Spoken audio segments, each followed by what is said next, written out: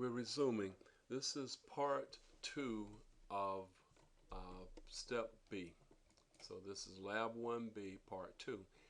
When we finished step 6 earlier, we got a glitch. The file got damaged a little bit. So let's talk about what happened when we tried that, because there's a solution to it that you need to be aware of. All right. So let's go back up and get the text from the window, from the browser, and let's paste it in to, let's just call this add4.cpp.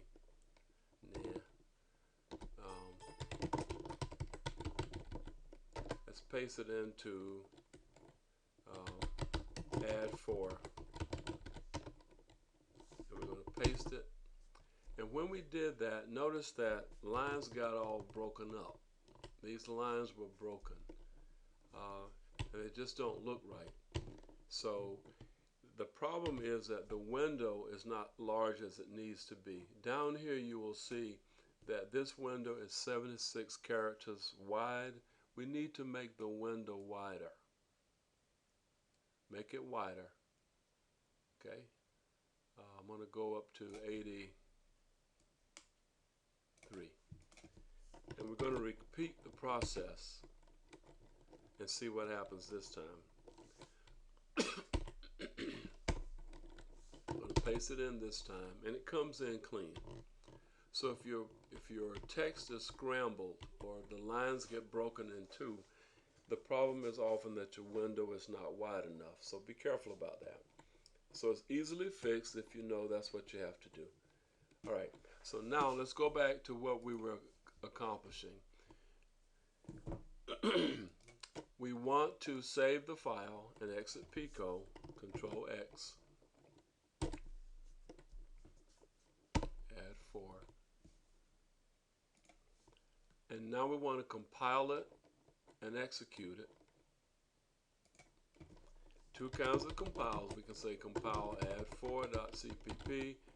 When I do that, what executable file is produced? The default one, which has this strange name, a.out. That's the executable file. To run it, I say /a.out, and you enter 4 numbers, and we're good.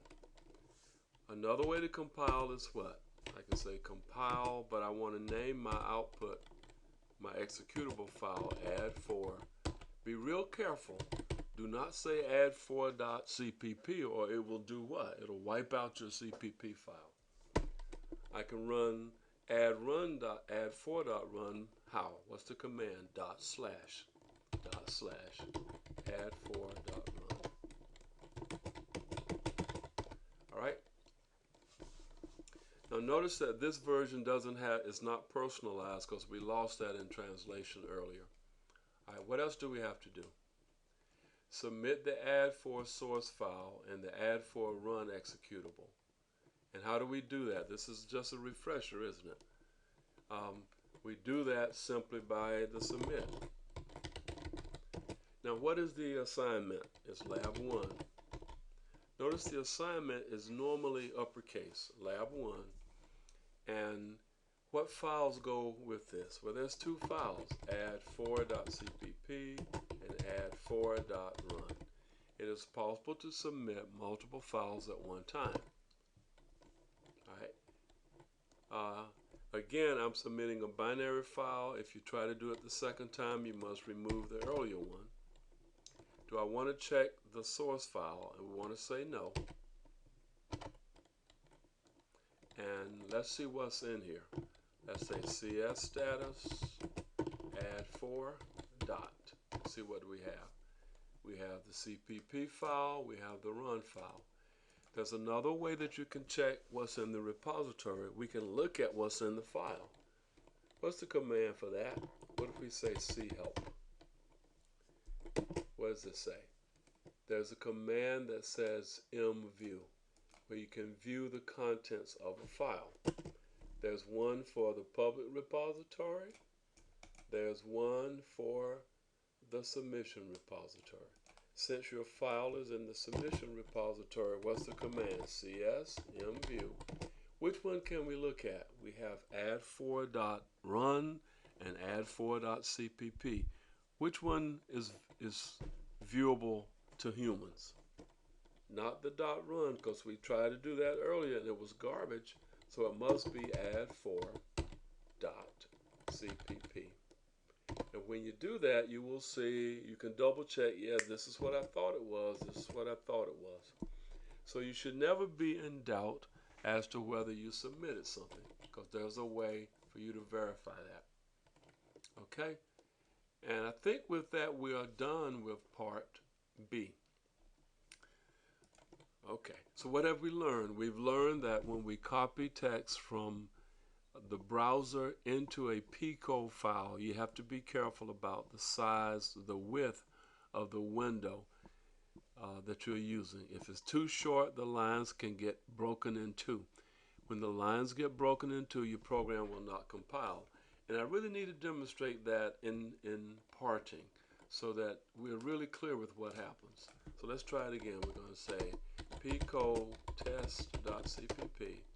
And we're going to try to paste the stuff we had before. All right? And let's see if it's going to compile. This may compile, actually.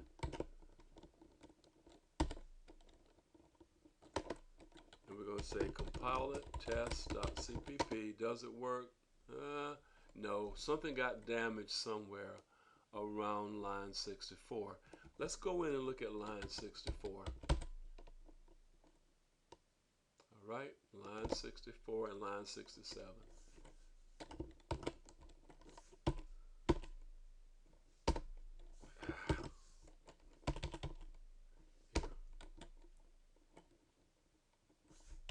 I'm sorry, I'm having a fit here. Here we go. So how do we find line 64? Well, for Pico, you need to start reading the help down here, because there's some help. What does the help say? I can get help by saying Control G, or I can do other stuff. I can cut and paste. What does that mean? I can say Control K, Control K, Control K. What's happening? I'm getting rid of lines. I'm cutting lines. But I can say Control U and the lines come back.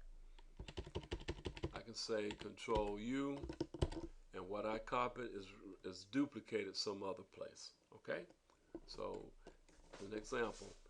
I can say,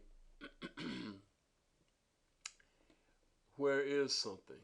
Okay, because I'm looking for line 64.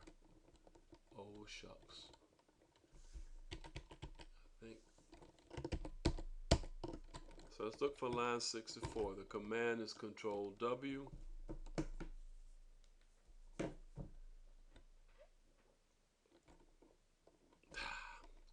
Control W followed by Control T. And we can put a line number here. And what are we looking at? Well, it looks like the word again should be part of this line here. Lines that begin with // are comments. They're intended for humans. They're not part of the program that the compiler sees. But this line again, the word again, got dropped off of this line. So it needs to be reunited. Watch what I'm doing. I can pull this word back up to this line by doing a Control D. All right? Now, line 67 also had an issue. Line 67. All right? And this is line 67. What is the problem? Well, the problem is I start a string here with an open quote, and the end of the string is on a whole different line. The rule about strings is that if you start it on one line, you must end it. So the two quotes must be on the same line. So again, I can hit what character? Control D. It deletes a character and pulls this back in, so that now the problem is done away with. All right?